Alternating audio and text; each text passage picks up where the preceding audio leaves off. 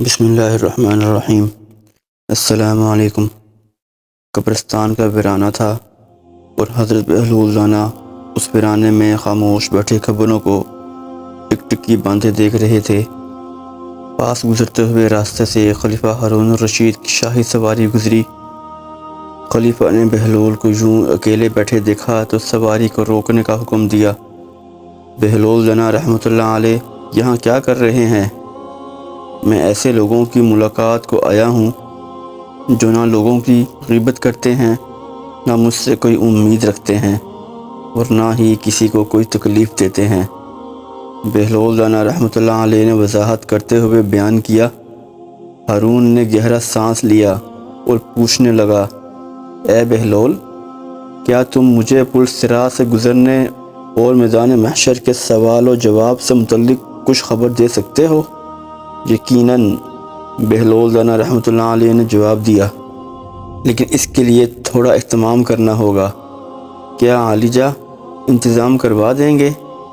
ہاں، کیوں نہیں، بتاؤ کیا کرنا ہے، میں ابھی حکم کیے دیتا ہوں۔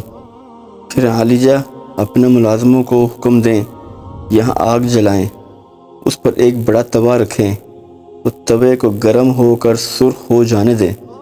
خلیفہ کے کہنے پر فوراً آگ جلائی گئی اور ایک بڑا توا اس پر رکھ دیا گیا۔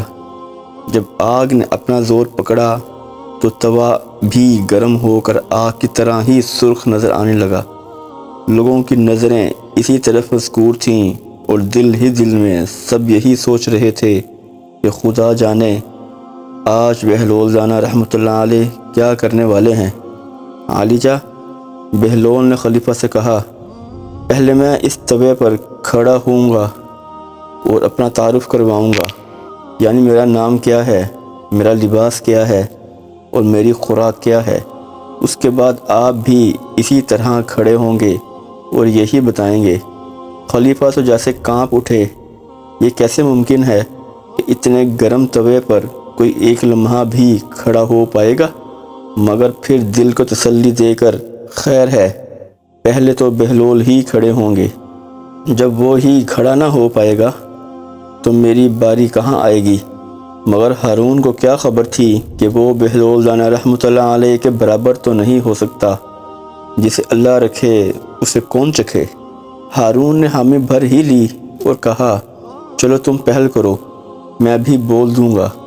بہلول تیزی سے اٹھے اور توے پر قدم رکھ کر بولے، بہلول خرقہ، جوکی، روٹی اور سرکہ، یہ کہا اور فوراً نیچے اتر آئے۔ لوگوں کی حیرت کی انتہا ہو گئی کہ بہلول کو تو کچھ بھی نہیں ہوا۔ اب باری تھی ہارون کی۔ ہارون تو جیسے شیر ہو گیا کہ جب بہلول کو کچھ نہیں ہوا تو مجھے کیا ہوگا۔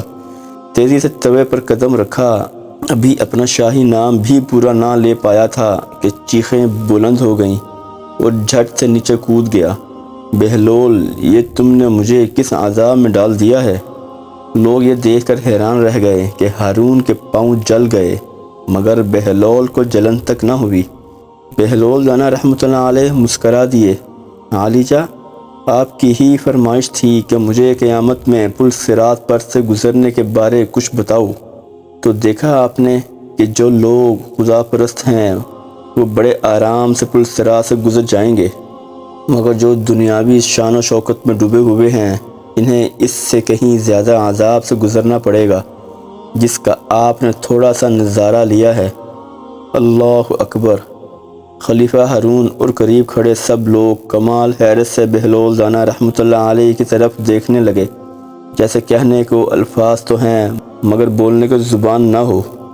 اللہ تعالی ہمیں بھی ایسے اعمال کرنے کی توفیق عطا فرمائے جو ہماری نجات کا، ہماری بخشش کا ذریعہ بن جائے، اور قیامت کے دن اللہ تعالی ہمیں پل صراط سے تیزی سے گزرنے کی توفیق عطا فرمائے۔ اگر آپ کو یہ ویڈیو اچھی لگی ہو تو اس ویڈیو کو اپنے دوستوں کے ساتھ شیئر کیجیے گا اور اس چینل کو سبسکرائب کیجیے گا۔ جزاک اللہ۔